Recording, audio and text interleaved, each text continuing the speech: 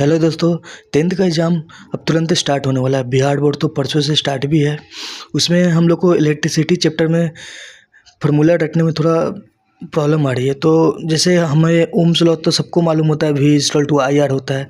अब जैसे आपने ये भी याद किया होगा कि I equal to Q by T. जैसे I हमारा करंट है, Q हमारा चार्ज है, T हमारा टाइम है। अब ऐसे अलग अलग याद कर रहे होगे। जैसे capacitor equal to Q by V होता है हमारा, और work equal to Q by V होता है। आप ऐसे अलग अलग करके याद कर रहे हो। मैंने एक ट्रिक बनाया है जिससे आप एक ही याद करके, एक चीज़ याद करके आप सब बना लोगे। मैं भी बताता हूँ अभी।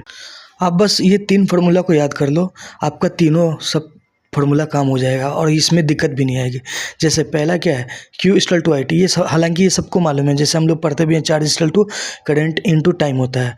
पर आपको ऐसे याद करना है कि Q इक्वल टू इट मतलब क्या होता है, हमारा यह होता है। ठीक है, ये तो हालांकि सबको याद होता है। ठीक है, Q इक्वल टू इट। पर जब अब एक ये भी याद कर लो, Q इक्वल टू वी सी मतलब क्या, वाइस चेयरमैन, जो हम लोग का जो पोस्ट होता है, हमारे स्कूल में भी होता है, कॉलेज में भी, हर जगह VC होते हैं, तो उनके नाम से कर लो।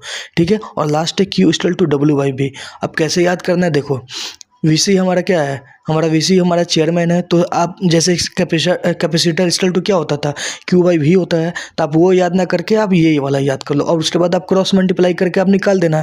कैसे हम लोग V equal to I R से हम लोग सब निकाल लेते हैं, वैसे ही आपको यहाँ पर भी करना है। तो आप समझ गए होंगे। Q इक्वल टू इट याद कर लो, इट मतलब यह होता है। Q इक्वल टू VC मतलब वाइस चेयरमैन, और Q equal to W by V. अब ये कैसे याद करोगे, तो इसके लिए भी मैंने ट्रिक बनाया कि W हमारा लास्ट में आता है, मतलब W बड़ा है। जैसे ABCD आप जब काउंट करोगे तो ABCD में W हमारा 23 नंबर पे आता है और V हमारा 22 नंबर पे आता है। तो जो बड़ा है वो ऊपर रहेगा, जो छोटा है वो नीचे रहेगा। अब ऐसे करके ये 3 फार्मूला को आप देख लोगे ना, डेट, इट, VC और W बाई V, आपको कोई कन्फ्यूजन नहीं होगा। आप क्रॉस मल्टीप्लाई करके आप निकाल सकते हो आराम से, easily. Thank you for watching.